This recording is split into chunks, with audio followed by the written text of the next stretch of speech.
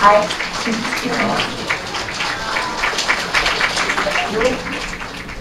well, and so I want to.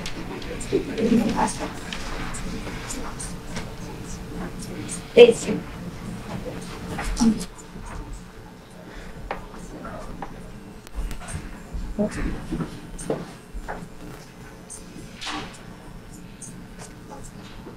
Good evening, ladies and gentlemen. Master Qinghai was born in a wealthy Vietnamese family. When she was a little girl, she always followed her parents, who truly believed in God and Jesus Christ, to church on Sundays. During the weekdays, she spent most of her after-school hours with her grandmother, who was a true faithful Buddhist, and studied all the Buddha sutras. Because of this special family background, Master Qinghai has accepted both Catholic and Buddhist teachings since her childhood. Concerning Master's biography, please refer to the free booklet at the entrance. Soon after Master acquired her own enlightenment, knowing the desires and sufferings of other living beings, she started to share her enlightenment with others and teach people in Taiwan how to obtain it. She takes care of all living beings, including animals and plants, with great love, patience, and understanding. She teaches anyone who wants to discover the inborn inner superpower, the truth, the enlightenment, without bias. What she teaches us is the method how to contact God, the universal superpower, by inner light and sound, directly. All worldly things, including rocks, plants, and living beings, are composed of non-stop moving elements and communicate with each other through vibrations, varying kinds of vibrations. Because we cannot find the right frequency, we cannot contact God, our Godfather. Just like if we cannot find the right channel, we cannot watch the desired TV program. The immediate benefit of studying Master's teachings is the understanding of Bible, Saints' teachings, and the Buddha Sutra. I finally understood why Jesus Christ said, "Love your enemies," because there is no such thing as enemies. There are only misunderstanding and different desires. After all, the most difficult enemy is myself. Some of her students have smoked and drink for more than 10 years before follow her teachings.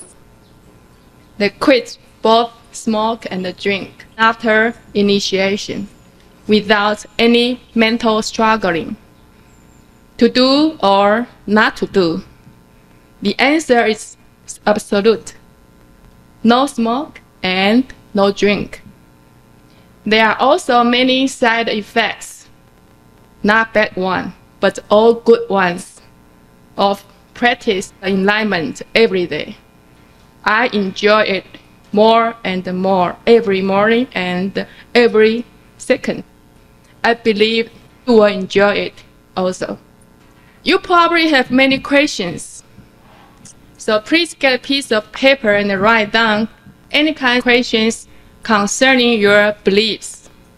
Master will reserve some time to answer your doubts. Ladies and gentlemen, please help me welcome Master Qing Hai. Thank you. 谢谢，讲得蛮好。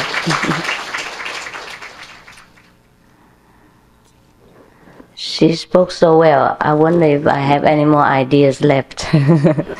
She's stolen everything. Now I will pray to God. Please be merciful and send something. Good evening, first of all. And I'm happy to see you again today. That out of your busy schedule, you still spend some time for me. Some of the brothers from yesterday have come back. It means yesterday's lecture was not so boring. So today come we'll have some hope. It is like this. The truth we all know. We just forgot. So sometimes someone has to remind us and make us remember again what is the purpose of our life and what for do we have to find the truth. What for must we practice? Why must we believe in God or Buddha, whomever we think is the highest power of the universe? When the Buddha was still alive, he often spoke to his disciples about the importance of self-discipline and practicing self-realization. Now the disciplines we all know. Other scriptures mention these things, such as non-violence, loving thy neighbor, loving thy enemies, etc. And leading a very pure and virtuous life.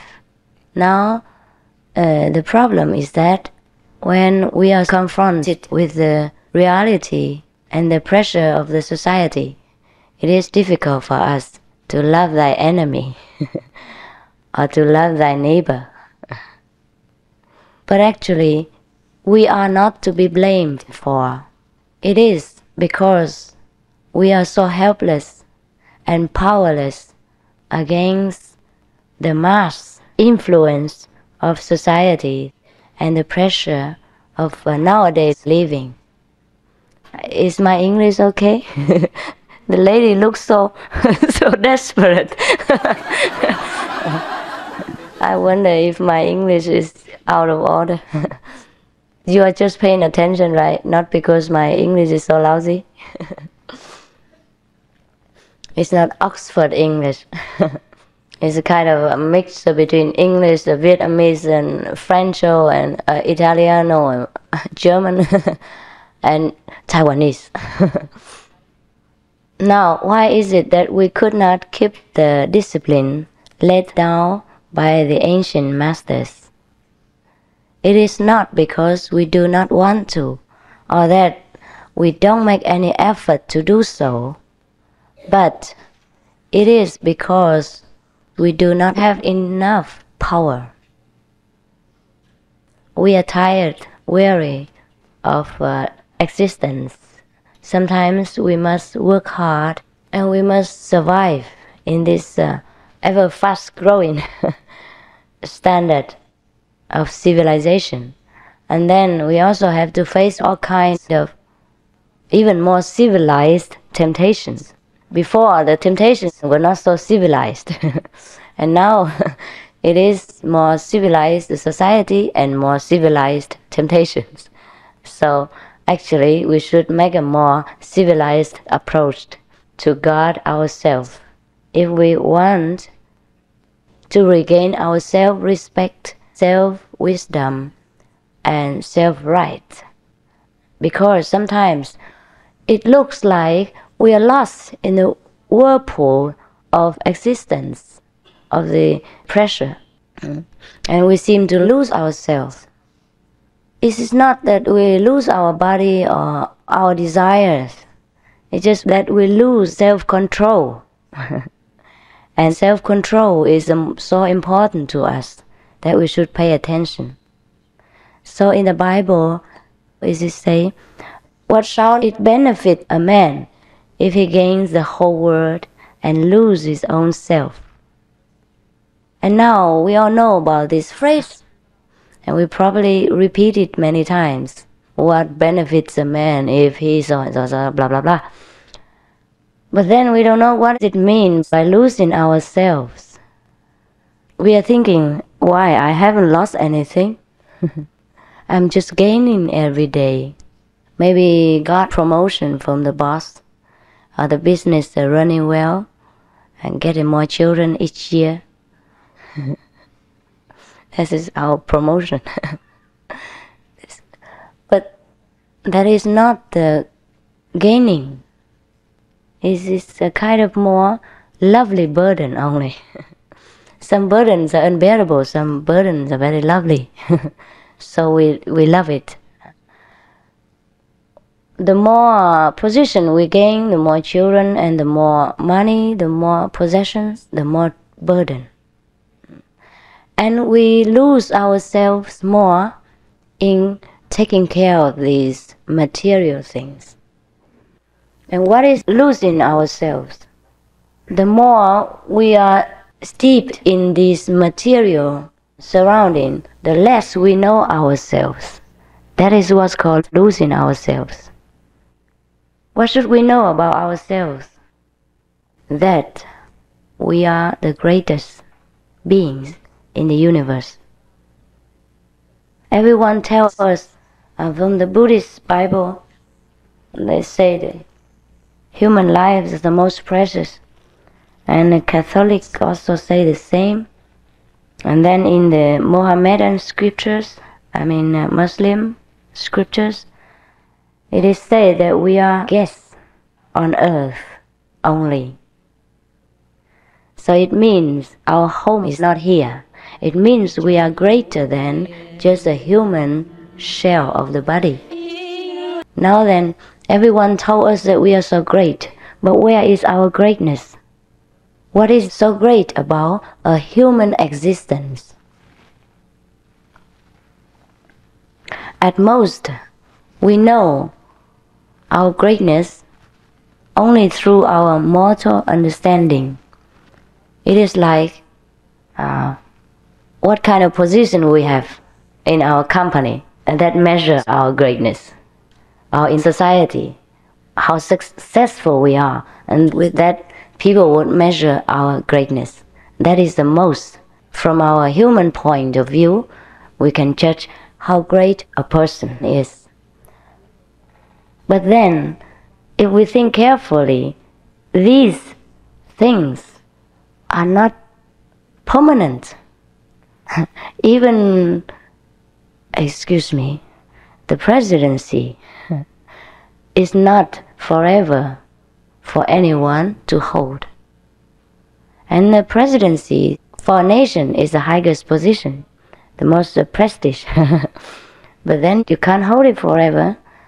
And so many millionaires, so many world famous persons have gone out of sight, and we do not know where they have gone.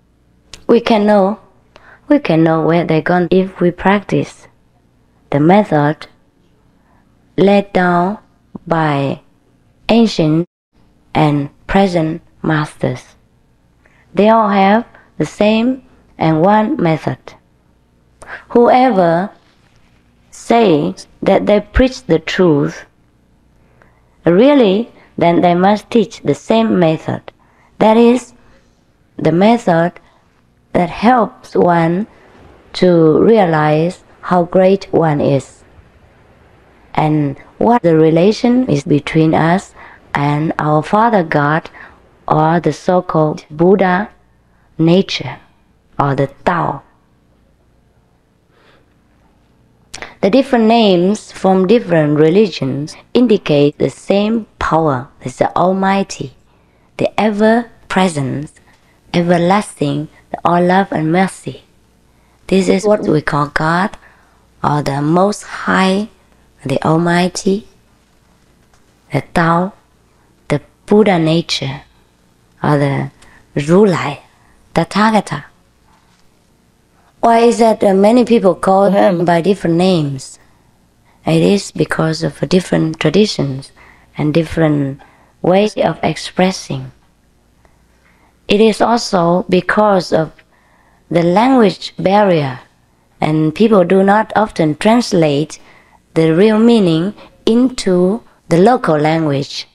For example, everybody knows Buddha, yeah, and think he is the only one Buddha. No, Buddha is only a title for an enlightened saint. You may even call him Christ. It is like Christ is a title for an enlightened being in the Hebrew language. Then we don't translate it into English, and then we keep calling him Christ or Buddha, and then we think they are the only two famous saints, and they're the only ones in the world ever to come and ever will be. And so here we confuse ourselves. Now, in modern times, we have another word, guru. Yes, so now everybody becomes a guru, even I myself. I was so surprised to see on television, Guru Jinghai comes. I said, Jesus, now I became guru. It is good for the Americans because they are now acquainted with the name guru. If the television or newspaper would say Jinghai Fa Shi, that means the Chinese title for guru, then people would shake their heads and say, what is that? Fa Shi. Huh? Or if the Sanskrit person says Jinghai Buddha or whatever, then people will think, no, there's only one Buddha in India and he died 2,000 years ago. And people would fight, thinking I am boasting about myself to have become a Buddha. Actually, to be a Buddha is nothing so terribly out of reach. It is just like you learn for many years and you became a doctor. And so you can learn many years in many ways and become a Buddha. And so do not make a big deal out of a Buddha, and then make a small deal out of ourselves. That is unfair and very self-detrimental. Yeah, self-disrespecting. Yes, because the Buddha also say we all can become Buddha and we all have Buddha nature. That means we and he are equal. But the only difference is he has discovered his Buddha nature. That means his inner treasure, and we haven't. Or some of you might already have. Yesterday I also disclosed to you how to find your Buddha nature, and some of you have found some of it. Yes. So that is the way to become a Buddha. It's so simple and so scientific, nothing mysterious and nothing pushy that cannot be reached by the average person. But why is that? We have heard so little about the method of how to become a Buddha. The first reason is that we are so cheated into believing that the only Buddha is Sakyamuni, is Gautama, Siddhartha the prince. We are made to believe this way. The same, we are made to believe that Jesus was the only Christ on earth, and there was no one before, no one after him. But Jesus himself has declared that before him there were other prophets, and he in fact was the reincarnation of those ancient ones. In the research about Jesus, we have read about this. And the Buddha also said the same. Before him there were countless, numerous Buddhas, as many as the Ganges sand. No? Did he say that? Yeah. Are you not Buddhist? No? No. Okay, never mind about the Buddhas. We're talking about our own Buddha. I'm just referring to this for your reference, for your information. You no need to believe in Buddhism or any ism. You should believe in your own innate heaven. Because the Bible says heaven is within us. I have found it, and so can you. as it's easier to verify the heaven within us than to blow your nose. To blow my nose, I have to first find a piece of paper. And if there is no paper, it is difficult. But to find the heaven within is a matter of seconds and minutes. And I have just told you the reason why we have not heard so much about the Buddha's teaching or Jesus Christ, and that the majority of people could not believe that they can become Christ, that they can become Buddha. It is because we are made to believe. We are so ignorant, we are so stupid, we are so small, we are so helpless, we are nothing, we are sinful, we are so and such and such and so. We are nothing at all, absolute. And then from generation to generation, we are brainwashed. It was forced on us, this kind of false belief. But we forgot the Bible says, all beings are God's creatures. And then God made man in His own image. That means we are God, we are the same. And Jesus said, I and my Father are one. When He said, I and my Father are one, then we and Father also are one. If we can realize this, then all our misery will disappear. That's a simple thing. But to realize these things is not a matter of talking and believing that I say so, but you must take some self-training. It's a kind of self-hypnotism. You understand that? Some people can hypnotize themselves into doing something, or somebody can hypnotize someone into doing something out of his own control. But this kind of hypnotism is not a very high order. Because when you're out of the trance, you're back again to your ordinary misery and trouble and vexation and ignorance, and even worse, you lose some of your self-control under the hypnotist's influence. And I should not think that is a very advisable thing to do. But the self-hypnotism of a highest order is that you use your own judgment and your own wisdom to acquaint yourself with the higher realms of existence, and you become more and more familiar with higher kind of living, higher kind of thinking, and higher kind of power, that you become greater each day. And whatever you want to accomplish, then your own inner power will accomplish it for you. At that time, we know God. And we can say that God has accomplished everything for us through our body. Because at that time, we and God are one. It's like Jesus said to us, I and my Father are one. Then we have no more human loneliness and the human struggle, effort to achieve something by our small power and limited wisdom. Now scientists use only a limited part of their brain, and they can accomplish so much. If we use the whole of our really working brain system, of course we can accomplish more, and this is nothing difficult to believe. It is the question of how to use it, and there is a way to use it. Because for the ancient master, it was very difficult to move about due to transportation and communication problems. Therefore, in ancient times, most people were ignorant of their teachings and their liberating way. And now we have a lot of good communication and transportation advantage. Therefore, we can convey the message easier. But then I have found out that humans are mostly the same, also very skeptical and very self-doubting. They don't doubt the master, they doubt themselves.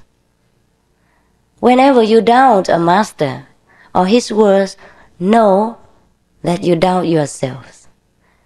Doubting that you could ever become a Buddha. Doubting you are so small and helpless, how can you become as great as Christ? Doubting that Christ is the only one who is commissioned by God on earth. Doubting that God is not so merciful, that each period, each era would send another son or daughter to come out to fetch you home. This is a great doubt of a human mind. Not that they doubt the teacher or the teaching or the method, they doubt themselves. Because they are so let down, so put down, so looked down upon for hundreds, billions of years of incarnation after reincarnation, and they are brainwashed into believing that they are nothing, that they are only sinful beings and they could never become anything. And this is not the teaching of Jesus. Jesus said, whatever I can do today, you can do also. No? Didn't he say so? Yes. Yes, he did? Yeah. What does that mean? He didn't say, I am the only one that can do all these miracles and all saving, the preaching and liberating work. He said, you will do the same. You can do the same. You might even do better. I think he said something like, you might even do better. Yes? Oh, that's great. I praise him. I praise him. I love him. I worship Jesus. That is what he was teaching. And we forgot all about that. We believe in what the church and the priest tell us. We are sinful. Without Jesus, we will go to hell. If Jesus comes back again, he will cry his soul out, because his teaching has been distorted and tortured into such sense, into such a shape. And he did cry. He does cry. He's crying. Some of my disciples meditate and contact Jesus inside. He's now not on the earth plane. He works in a higher dimension, that's all. Jesus never died. His body only disappeared on earth, but his soul body is everlasting, is always existing. He's only working in another dimension with higher intelligent people, easier to teach than ours. I'm sorry, it's, again, too straightforward is no good. But that's what he told me. Anyhow, I'm sorry, you don't need to believe that. Yeah, it's difficult to tell the truth sometimes. Yeah, you must forgive my straightforward way. Anyhow, some of my disciples meditate, and because they were born Catholic, Catholic believers, so naturally they will contact Jesus or Maria. And lately, 2 weeks ago, when I was in Taiwan still, she came to me and told me Jesus was crying. And I said, why is that? She said, because he thinks his children believing in his name are going down to the lower scale of existence. Only believing in his name, but not knowing the way to reach him. Therefore, they get no liberation. And then he cries because of his children's ignorance and because of the harm the false belief has done to them. And of course, when I heard this, I also wanted to cry. And my tears did not flow out, it only flowed inside. And that's even more painful. Because I don't know what else can I do to fulfill his left behind mission for him, that he would stop crying. You see, once you have left this physical world, even if you were a very high master, you cannot help the physical beings anymore, except through inner communication, which is very difficult to reach by most human beings, except by some exceptional persons who have a kind of telepathy, inborn nature, or by their own previous life practicing. They are left with some psychic power or the inner communication ability. You understand what I mean? Or we might call this the sixth sense or the seventh sense, the higher dimension understanding. Then you may even see Jesus without practicing any prior meditation. Some of them are very receptive. And when they are in the most sincere moment and pray to Him, then they might contact Him now and again. Or they might contact the Buddha or the saints of the past. This happens. It doesn't mean very often though. But if we practice our method, it's very sure we can see these saints and we can learn from them a great deal of things. That's how we learn more about the truth, not by word of mouth, not by any preaching or doctrines, but by self-intuition, self-learning. When we go into higher dimensions, we will see different saintly beings of a higher order of intelligence. They might have gone to the higher worlds to teach others, or they might be prepared to teach us in the near future. And they have greater intelligence and more scientific wisdom than us. They live in higher worlds and a higher so-called civilization. What their civilization is, we cannot imagine with our own limited human brain. We can only perceive when we go within by meditation, by deep contemplating. And this way we can offer you through the Kuan Yin method. This is called the method of immediate enlightenment. Now you may have heard a lot about enlightenment methods, and I do agree that there are quite a few ways to enlightenment. But the highest one is the only road, and you go different way, then you must go through there, and then you go up. And this way is through the inner light and the inner vibration. The vibration, yesterday I told you, is what the Bible says is the Word. That in the beginning was the Word, and the Word was with God, but the Word was God. With God, but was God. So this is what in the Tao Te Ching they say, Tao bu ke Tao, Ming bu ke Ming. The name you cannot name. This is the word in the Bible. And the sharp in the Hindu scriptures. And the Kuan Yin, or what you call the sound hearing method of the Buddhist canons. In the Buddhist scriptures, the Buddha said that the best and the only way to reach Buddhahood is through contemplating the inner sound, the sound stream. But in the Bible, it doesn't say how you contemplate. It only states that you must go within and listen to the inner sound. 梵文文自心. You go within and contemplate your own nature. So now we are confused as to what is meant by our own nature. Our own nature, if we refer to the Bible, is very easy to understand. When we refer both back and forth, we can understand each other very quickly. What is our own nature? That means we are born from it. Is it not so? The self-nature means we are born from that. That means our own nature.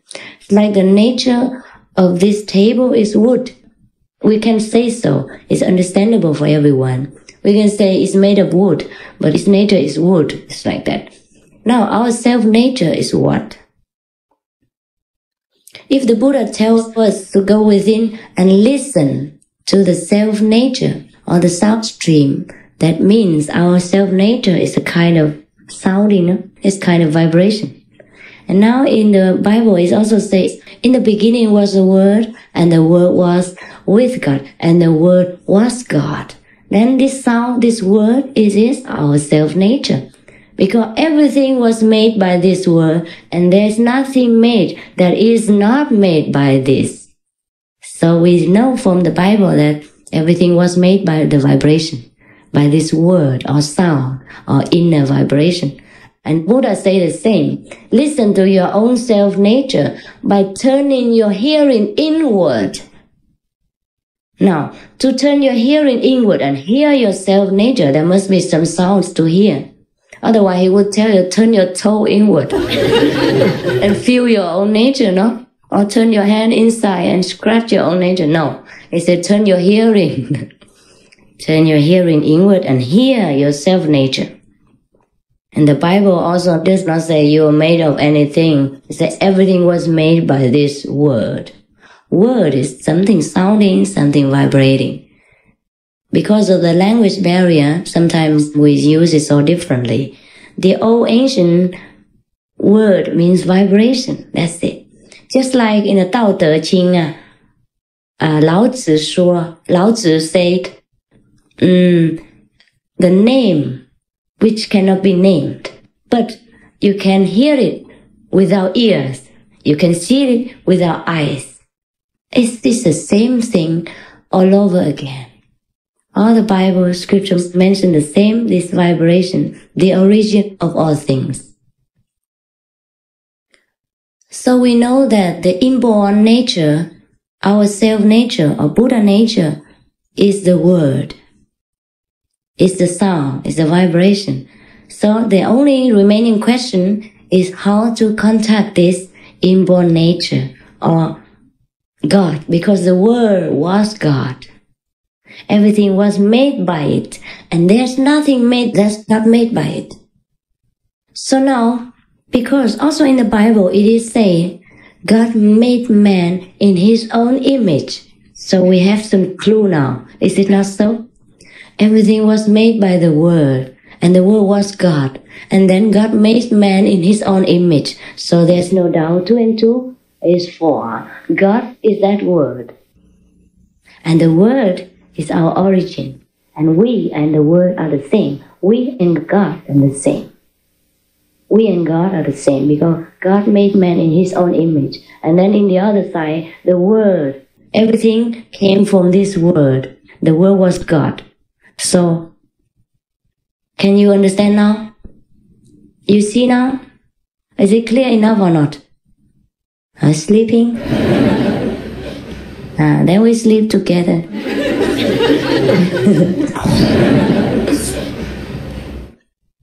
If I speak not so lousy, then respond. Because we are studying together, not that I am preaching to you. Understand that? We are all the same nature. Everything was made by God, or this word, or this self-nature. So do not make me a God and sit there like statues and waiting for me to preach to you some high-reaching sermon or things like that. It's very scary.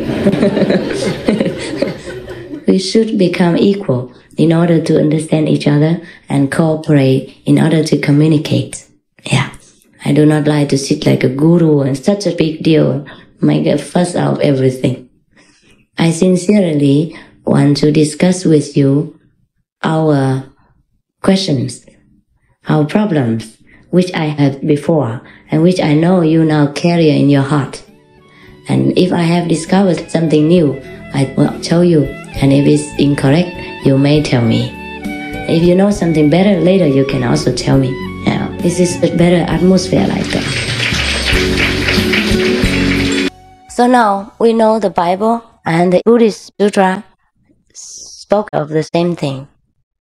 So the only remaining question is how to find this self-nature or this word or this God. So to know God is to know this word. We come back to the conclusion because the word was God and everything was made by it.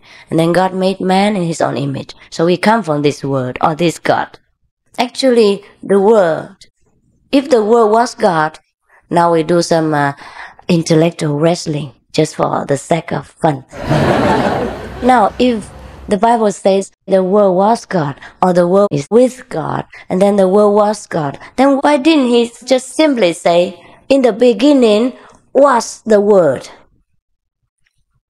Or the word was God, or in the beginning was God. Isn't that more simple? Why does he have to say, in the beginning was the Word, and then the Word was with God, and then come back and then the Word was God? Why didn't he say the Word was God, or in the beginning was the Word? Forget about God, or if there is God, then forget about the Word. What is the complication for? Who knows? Please raise your hand. Do you know? Because before the vibration, God was void. Yeah, that's good. You enlightened. 1 point for you. An A for you. In America, A is good. Yeah. Okay. Oh, thank God. Otherwise, I make trouble. Yeah. Therefore, we learn from Buddhism as that they also say in the beginning there was nothing, non-existence, and then also we learn it from the Tao Te Ching. In Taoism, it also says in the beginning there was nothing, only Tao. And then the Ming, the name came. A name, that is a vibration. The word. In the West, we say the word, and maybe in Chinese at that time they say the name. So the difference between the language makes us confused and make other religions separate and fight each other. This is a pity. We should not do so.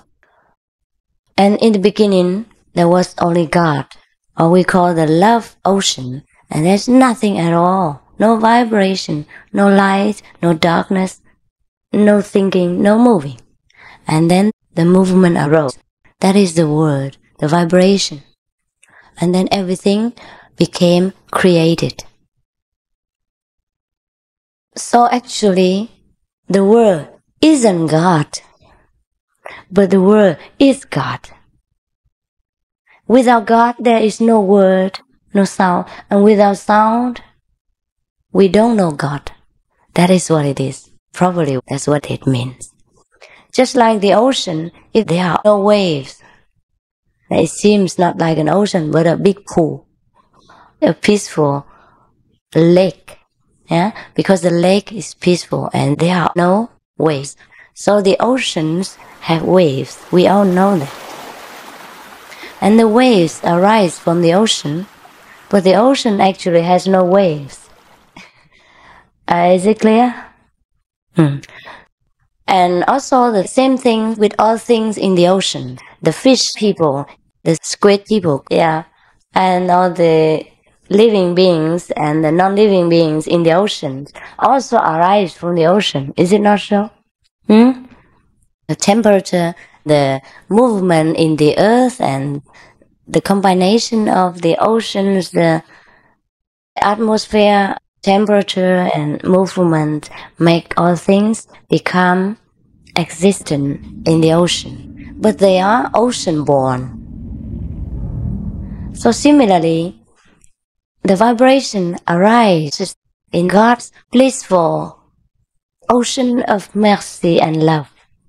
And then all things combined with the force of nature.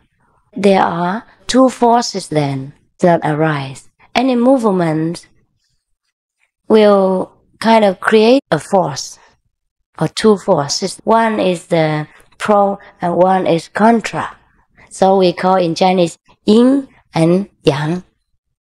And we call it in Western terminology negativity and positivity. And so this negativity and positivity, when they are mixed together or somehow integrated with each other, then they create the third thing. And that's how all things came into existence. I don't know if I am going too far. It's just like electricity. There are two poles. One is negative, one is positive. And when the plus and the minus are put together, then it has power. It's what we call electric power. And then it starts all movements, or light and everything else we need. Actually, electricity is neither positive nor negative. But without positive, without negative, we have no electricity. And so, the same with all things. God is neither good nor bad. He is only an ocean of indifference and love. He knows no hatred. He knows no dirty and no bad and no sins. Therefore we call him the ocean of love and mercy. He discriminates not between the bad and the good, the beauty and the ugly. So we call him the ocean of love. But the ocean of love may be difficult for us to understand. Therefore, this vibration arose, and then the negative and the positive. And so we have time to compare. And then we begin to understand what is good, what is bad, what is wisdom, what is ignorance then. But it is fun, no? It's fun. If there are no opposite forces, then probably we always be in ignorance. We cannot appreciate God's love and mercy. So it also has some purpose.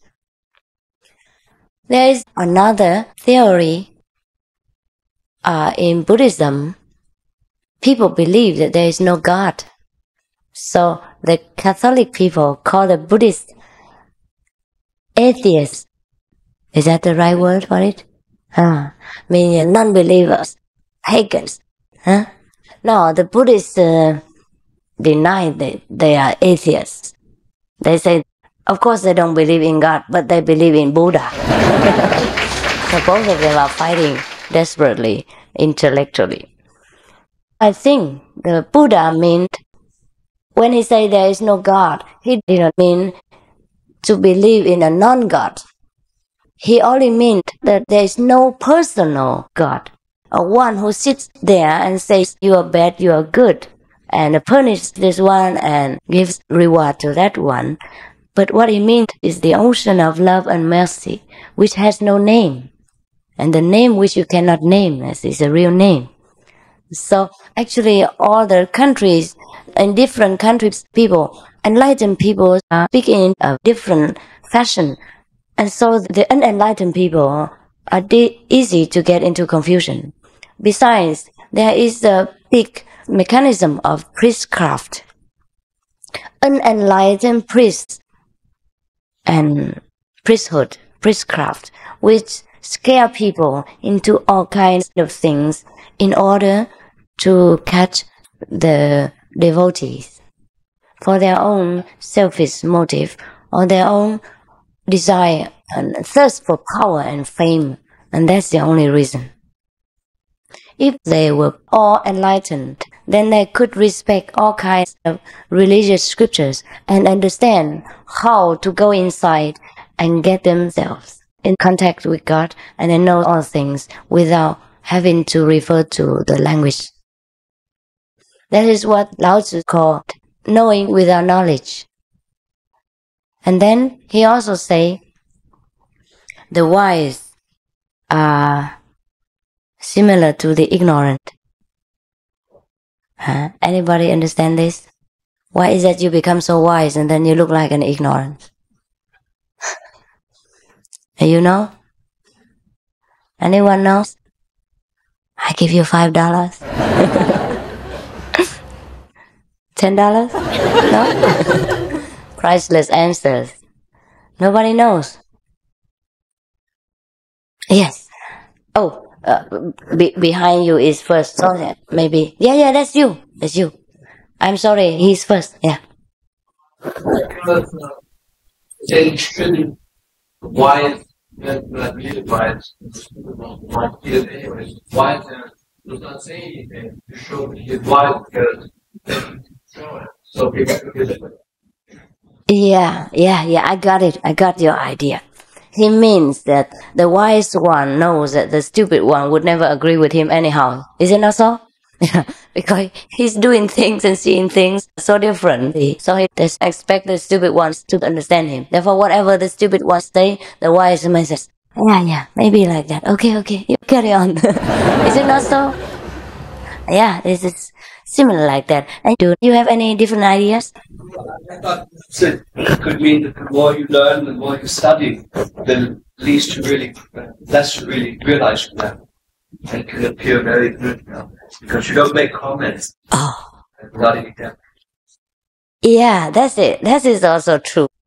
He says the more one learns, the more one realizes how ignorant one is. And so one stops chatting. and then stop making comments and making discussion. Yeah, one becomes more humble, that's right. So it looks like one learns more and becomes more stupid, more ignorant, more humble. But actually, I think he means we're more humble. That is the more correct word. Yes. Actually, the more one learns, the more humble one becomes. Because one realizes that everyone has God's nature, has the Buddha's wisdom, and one can learn from each and every one of our neighbors. And one can respect and love each and every one of the human beings encountered on the street. So one becomes actually more humble. Maybe Lao Tzu means one becomes more humble. That's what it means. Yeah, I do agree with you both. So I think later you'll get $10 from me. Oh, you have to do it for free. You cannot always wait for the prize. But anyhow, I have said it, so you get it. Yeah, this is good. So what is it that makes one so humble? It is the vast knowledge of the universe that one could never understand enough that makes one humble. When, for example, when we are in primary school, we learn how to add numbers, like 4 and 4 makes 8, and 3 and 3 makes 6, and later we learn more complicated things. Like 1 tomato is $3, so if I buy 3 tomatoes, how much? And then later somebody else buys again for me 1 tomato less, so I have only 2. So now how much do I have to pay, and how much that person, and all this kind of complication. And if we have solved this mystery, and we feel very proud, we come home and tell our parents how great we are at school, that we can make 1 tomato less and 2 tomatoes more without any problem. And we can make numbers working and running, and we feel so proud. And that is our small accomplishments, and we feel very proud. And later when we go to high school and college, this petty pride will wash itself away, because we know this is so little we know. Is that not so? Yes, similar things. Those who practice very little, they boast a lot. They like to let people know they have superpower and demonstrate it in public, or write books about it, and charge people money for it. Of course, that is the ultimate, okay? I cannot forget that. But those who practice at a very high level, they cannot use this thing anymore. They feel ashamed if they ever have to use it, if they are even forced to use it. Remember the story of Moses? When he came back to his kingdom before, he was banished for a while, and he went to the desert. And then he did not die, and then he had seen God, and he had seen the flame, and he heard the thunder. Remember? As this is the inner vibration and the inner light. So now we know if we practice this method. Before I didn't know what it means. Why is God's voice like thunder? And then why is it he appears like a big flame? It sounds so terrible, so scary. But no, the fire isn't the fire, and the thunder isn't the thunder. The thunder is so soothing that we will want to listen to it again and again. It's not the thunderous and boisterous outside thunder, but it's the inner one that heals all kinds of sickness and ignorance and arrogance and all kinds of misery. But I may inform you, the thunder inside even is not the highest sound that you should listen to. It's only one of those high beginners. There are others which are more enchanting, more wisdom offering, and I think, I don't know how to explain. It's everything in it. Now I just forgotten what is that, where I was before. I'm getting old. What was it? Moses, yeah. Now, when Moses came back to the king, he was showing off his miracles. He made the stick become a snake. Oh, and then afterward he repented. He said, I'm sorry. Forgive me, God, for misusing your power. And that is the attitude he should have in the beginning anyway. And remember the story of Jesus when he went to the marriage party, and he had to make wine out of water. Was he so willing and so proud and so immediately doing this? No, he wasn't. He even slightly so-called scolded his mother. Why have you disclosed this thing to people? Is that not so? Yeah, he blamed his mother for being so kind of, how you say, Advertising? Yeah, actually talk too much. Yeah, that's right. Actually, in this modern language, we may say like that, talk too much. But actually, because he respected his mother, and his mother already prepared everything. So he told the people, fill the jugs with water. He was forced into this situation, and he was so embarrassed. Yeah, that is the attitude of the wise. When they have to do these unavoidable things in unavoidable situations, they feel very ashamed, not proud. That is the way to discern between a real and a false master. The false master always advertise their small, petty, miraculous power. The real master never. If he has to do it, he does it in secret. Only the disciples know, and only when necessary, in order to help the disciples out of some awkward situation, or to heal their sickness, or to help them mentally, or to help them in their spiritual progress. And the disciples know so well how great their master is, and they know very well. They alone know. No wonder when Jesus or Buddha were alive, people were worshipping them like God, because they knew how great the masters were. Only they knew. And so the outside people looked at them, worshipping them, their masters, like God, worshipping them more than the average priests and monks or other so-called prophets. Then they became jealous, they became angry. So arose all kinds of attacks and harm to them. If only these real masters demonstrated to the people at large how great they are and how many kinds of miraculous power they possess, then you could imagine how many people will run to them. They don't have to do anything more, do not have to spend so much money, just go on TV and do some tricks. Yeah? And that would be enough. Or heal some sick people in front of thousands. And that will be the end of their mission. Everybody would come to their feet, and no need to do any more advertisement, and no need to work so very hard and run from one place to another. But they are not to do that. They cannot. They are not in a position to do so, and they are so humble to do so. They cannot even imagine doing such a thing. That is the problem. But only their disciples know how great they are, and any kind of power the master does possess. There is nothing in this universe that doesn't belong to a real master, like Jesus or Buddha, or anyone that has attained their level. The whole universe is their home. Every living thing, every grass belongs to them and obeys them at will.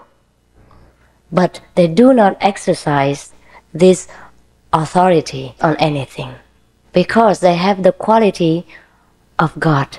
And God is free will, freedom, live and let live, love and love only. No pressure, no pushing, no controlling, no hinting, no tricking, no using any power to convert people, but using wisdom, logic only, in order to appeal to their own wisdom, so that they themselves awaken. They awaken themselves, not by any power or hypnotism. The master can hypnotize, can do all kinds of power, all kinds of miracles, but they don't, because they came from God, and God is all free. God is not interfering with people's business. God doesn't mess around, mess in others' affairs. He lets you alone to decide which path you follow, which way of life you choose, and which realm you want to enter. If you want to go to heaven, it has to open. If you want to go to hell, it's also free of charge. But the road to heaven is difficult to follow, because narrow is the way that leads to life. Broad is the way that leads to destruction, and so many will walk therein. Why is it the road to God is so narrow?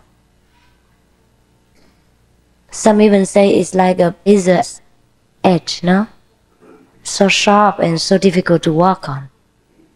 It is because the road and the way to it is contradictory to our way of thinking and to the worldly desires and temptations. We have to swim in the ocean, but also have to protect our clothes from getting wet. That's how hard it is. We have to live in this world with all temptations and struggles, and yet we have to keep discipline and purity like the lotus, born from the mud, but so pure and clean and so fragrant. And that's how we have to become saints in hell. In Buddhism, there is a saint. Legend has it that he is forever in hell, because he vowed to save the sentient beings in hell. Now, we imagine no one can live in hell, because hell is so hot, full of fire and all kinds of punishments. How can a saint, a bodhisattva, it means a Buddha of the second degree, can live in hell and forever live there? It is possible. By the force of compassion and the power of love, you become immutable to any harm and to any traps. An ordinary person, if we go to hell, we immediately get burned, and we cannot bear the heat of it. But a saint, or anyone who practices the saintly path, can go there and visit and have no harm. It is because of the protection power from the Master. It means God's protection. Now we all know that we all have God inside, because God is within you. We are told like that in the Bible. Then why couldn't we find Him? Because we're too busy. We have no time to make contact with Him. And whenever we have time, then we go to church. And then we talk a lot. We sing a lot. Also busy. Busy looking at the words in the Bible, otherwise we will sing it wrong. Or do some rituals wrong, making the priest angry. So we are always busy with the outside performance and have no room to have an intimate talk with God. Therefore we cannot find Him. That is the only secret.